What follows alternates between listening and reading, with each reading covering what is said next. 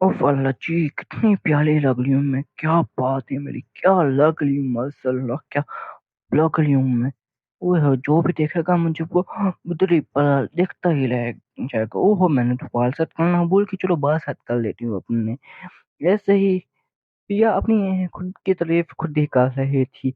आखिर क्या वजह थी कि वो इतना ज्यादा तैयार हुई हुई थी? वजह ये थी कि उसकी एहसास की एनिवर्सरी थी, इसलिए वो इतना तैयार हो गई। वो बाइक जानने लगी कि उसके साथ कुछ ऐसा हुआ जिससे देख के वो बहुत ज्यादा परेशान हो गई और उसकी चीख निकलेगी।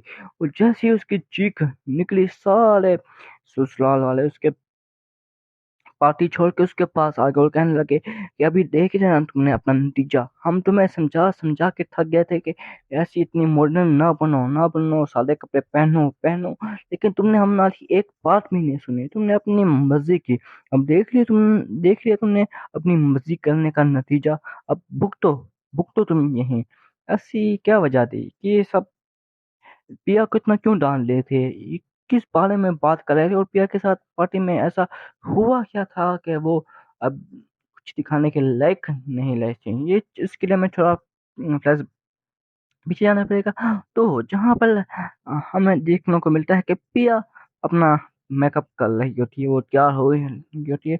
और जैसे ही वो तैयार होती है तो बाई अपने सांस ससुर के सामने से बाहर जाने लगती है। वो बहुत ज्यादा बूढ़ी हो चुकी थी, मतलब अभी वो सांस बनने की उम्र में आ चुकी थी, लेकिन वो अभी भी मॉडर्न थी। मतलब वो फैशन बहुत करती थी, उसे फैशन करने का बहुत ज्यादा पसंद था। उसकी सांस उसके समझा के थक गई कि अभी ये तुम कहाँ जा रही हो, इतने छोटे कपड़े तुमने पहने हुए हैं, कुछ शर्म करो, डूब के मर जाओ तुम।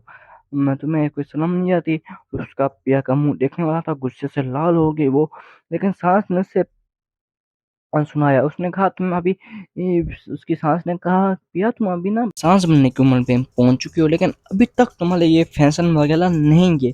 बस कर दो, बस कर दो। तुम्हारी जो अगले वाली आने वाली औलाद हो वो भी ऐसे ही करेगी, छोटे छोटे कपड़े पहन के बह जाएगी। क्या हमारी इज्जत रहेगी? तुम सब शर्म कर दो।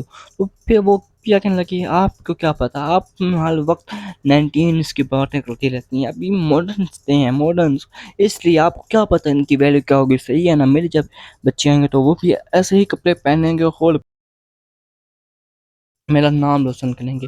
तो सांस को फिर गुस्सा चढ़ गया पिया की इस बातों पे।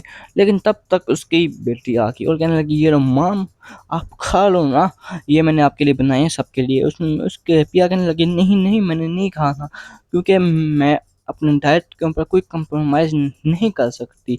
ये आपने शुगर वाले बनाए होंगे। उसने कहा, सास कहने लगी इतनी प्यार से तुम्हारी बेटी बना खिलाई, खा लो, अगले बार के लिए